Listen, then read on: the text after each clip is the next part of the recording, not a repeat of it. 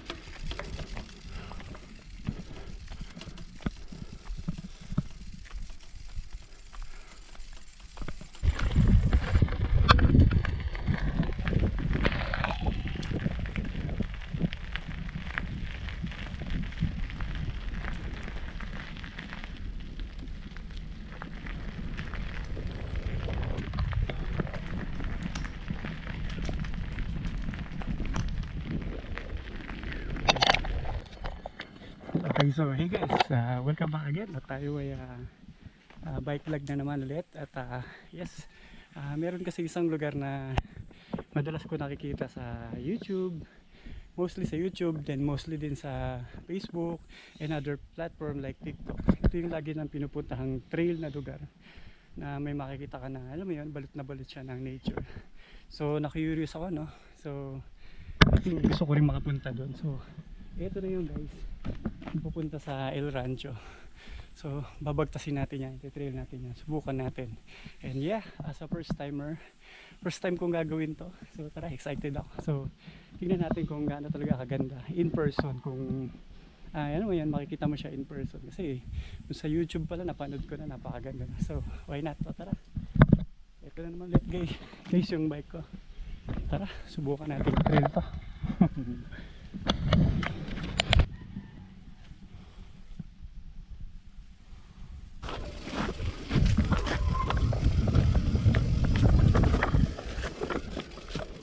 Hindi harap maganda.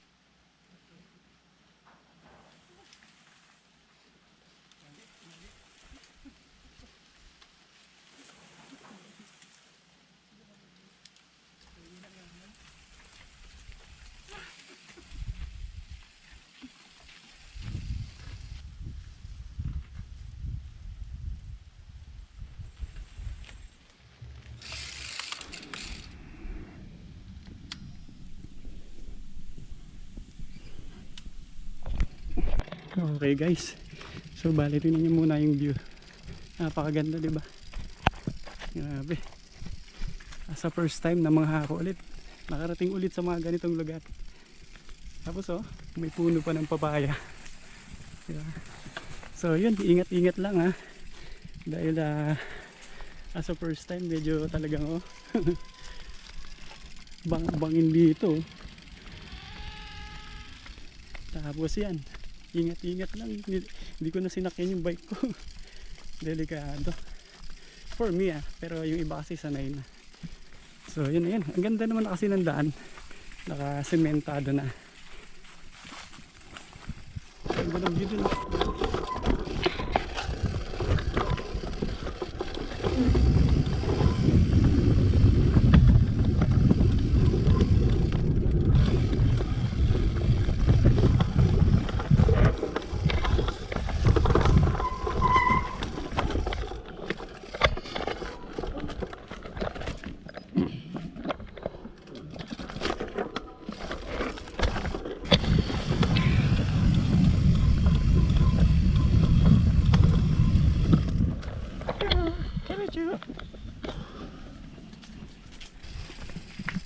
Sarap ng ganito, napaka-presko ng hangin.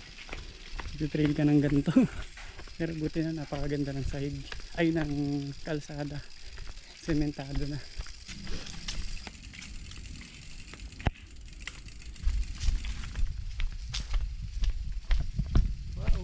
guys. Ayun, puro ano, mga bamboo na ito parang yung kawayan lane. Puro mga bamboo nakatanim dito. Ang presko na nga yun.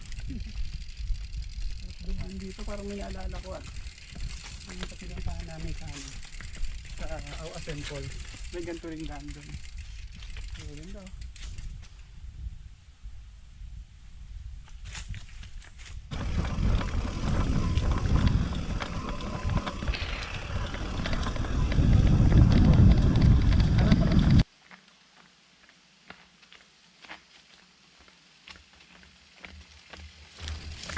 Tara, tuloy-tuloy lang tayo. Sobrang pababa na to. Tama, medyo malapit na tayo. Hindi naman natin alam. Layo. May kalayuan din ha.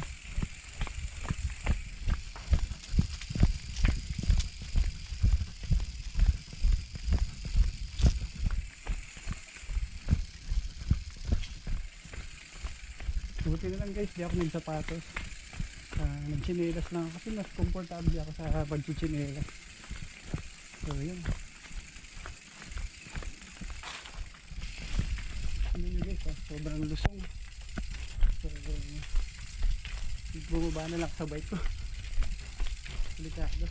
Hindi ako sanay. Hindi pa tayo ganun kalaks mag-bike. Yun o. Yun o. Lusong na lusong.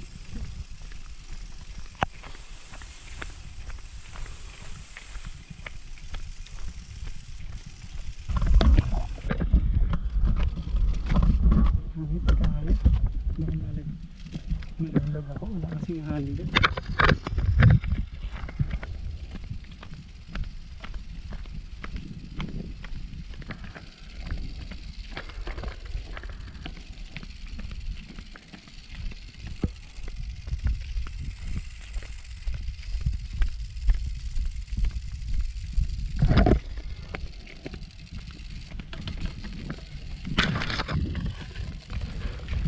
So yun guys, as you can see no, literal na tulak lang talaga ako ng bike, hindi ko na binike. Mahirap pala biking dito guys pag hindi ka pa masyadong experience. So ewan ko, pagbalik ka siguro dito, ang bala kong gawin, magti-trail run na lang ako. So naisip ko lang sa panibagong vlog ulit. So kasi napakaganda oh, pero maglakad-lakad dito nakakawala ng stress. Tsaka tingnan mo naman, dadaanan mo ganyan no, nakaka-refresh talaga. So yes, kaya kahit medyo alam mo yun, maraming mga gantong daan na, pero ang ganda ng ano daan no, di ba, maayos. So tara, tuloy-tuloy lang maglakad. Doon mismo yung El Rancho. So tara, pasukin natin yung loob. Bala ko magkape lang ako dito eh. Tapos siyempre tingin-tingin din naman na nature. Oh, ganda. Ito yung refresh ng isip. Nakakapagpa-reset ba? So tara, tanong natin yung namamahala dito or ano, kung may mga tinda rin sila na kape. So magkape. Oh, wow, yun oh, nice. Oh, may mga river pa dito guys. Ganda. Ayos. Ingat-ingat lang, baka medyo madulas. Wow.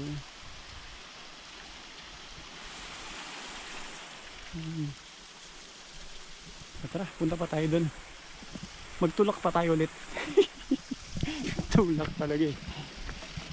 Yan guys oh. Tulak. Ah, ganda. Refreshing.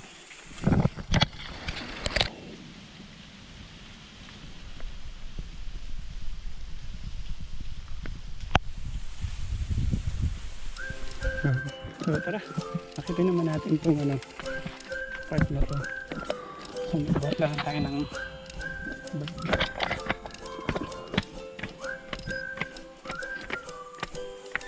Hindi ko alam kung saan papunta to, pero tara.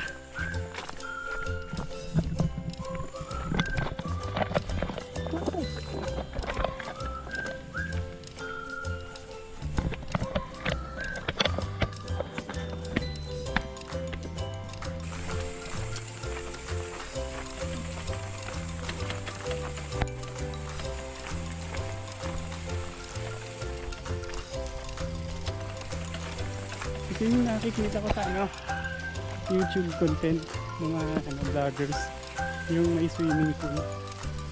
Wow! Ito yun guys, may swimming pool dito. Big!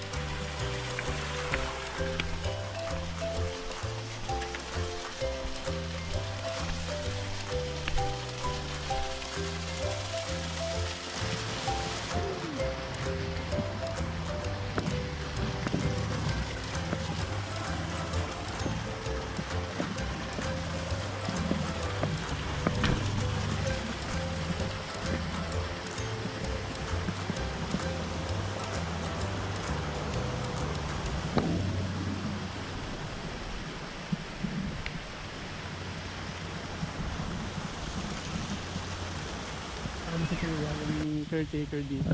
Kasi akala ko walang tao, kaya hindi naman ako nag-swimming pool doon. Ay, nag-swimming doon sa swimming pool. So, ayun. So, upon entrance, yung nag-entrance ako kasi dala ko itong bike. So, syempre, magbabayad tayo guys ng entrance. Kaya magkano yung entrance? 70 pesos yung entrance. So, babayaran na si Kuya. Nakakaya naman kasi pumasok ako dito tapos hindi ako magbabayad. No? So, syempre, tara. Magbayad tayo. So, tara guys. Iwan ko muna itong bike ko. Tapos, punta muna tayo dito sa mga streams. Yan, mga maliliit na bodies of water. Yan ganda Ay, babalik talaga ako dito. So, ang gagawin ko na lang is magte-trail run na lang ako. So, tara, magtampisaw tayo konti. Babad natin pa natin. Tingnan natin kung malamig yung tubig. So, yan may rin dito. Hose, siguro pinanggagalingan din ang supply nila ng tubig. Stig. Wow, sarap, lamig. Kita nyo naman dun guys, napakaganda. Nakaka-relax. Nakaka-relax yung ganito. Tsaka pala, parang sarap dito mag-camping yung kahit dito mo lang pwesto yung mo, yung tent mo. Tapos tama yung isang ka lang dito. Yan chill na chill lang sarap. Teka, wait. Punta pa tayo dun sa pagkakas.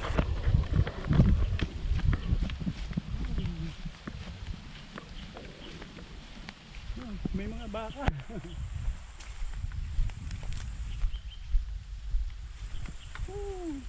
Sarap.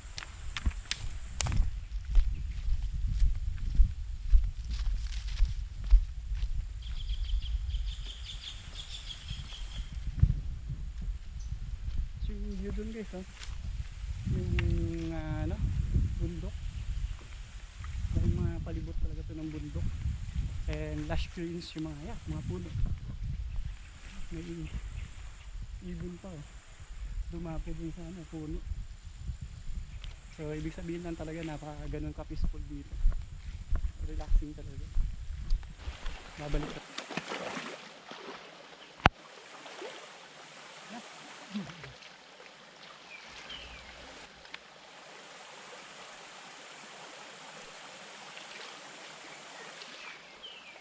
So tara guys, luto na yung kape. Luto na. May tayong tubig. Ready na yung kape. So tambay muna tayo dito. Sumaglit tayo ng konti. Yan. So may mga cottage sila dito. So dito muna natin nice. Yan. Alright. Ready rin kape. Magkakapilan talaga tayo. Kasi hindi tayo nakapag-swimming kaya wala tayo. Kulang pala yung ano. Walang ano. Yun oh, may palibreng kayo. Ano, saging pasta. Ako salamat. Kanina lang namin nilinoto, kaya Thank you. sobra naman. O yan, Ayun, thank you. kumain, malinis po yan. Maraming salamat. So, stay guys, may palibre pang saging. Maya-maya, iiwan kita. Babalik ako nung may gagawin pa ako. Okay, sige lang sir. No problem. No problem. Maraming salamat kayo. Anong pangalan mo sir? Pangalan ka? Dani. Yes. So just in case guys na pumunta kayo dito yan, hanapin niyo si Kuya Danny. Siya yung caretaker dito. Alam niyo naman guys, so may malibre pang saging. Sige Hindi ganun. po talaga yan. Yun, di ba? Sarap, tas yun, relaxing pa yung lugar mo.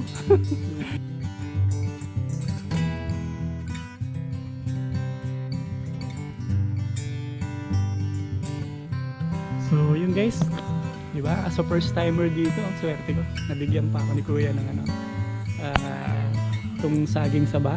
So yun, sarap. Tapos ang plano ko lang naman talaga magkakape. So swerte pa. Diba? So yun guys, ito pala yung mga ano ko, lagi kong dala. Yan yung bag ko. Then yung helmet ko. Of course, rin tayo ng ibang talo, speedometer. And syempre dala ko rin itong ano, yung ano ba na frame bag. Kasi dyan ko nalalagay yung itong GoPro ko na ginagamit. So yun.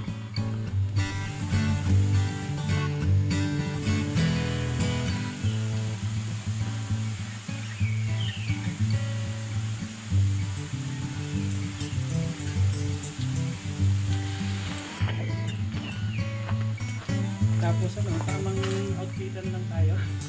Ito lang yung outfit natin.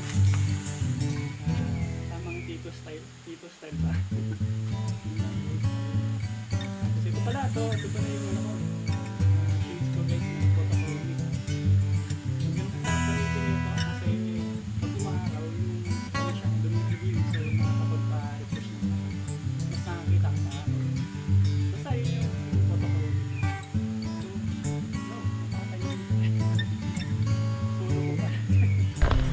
Ayun guys, tapos na ako maggabi, no? Nakaka-energy tayo dito. Punta tayo dito sa may ano, balik tayo dito sa swimming pool. Ready na ako.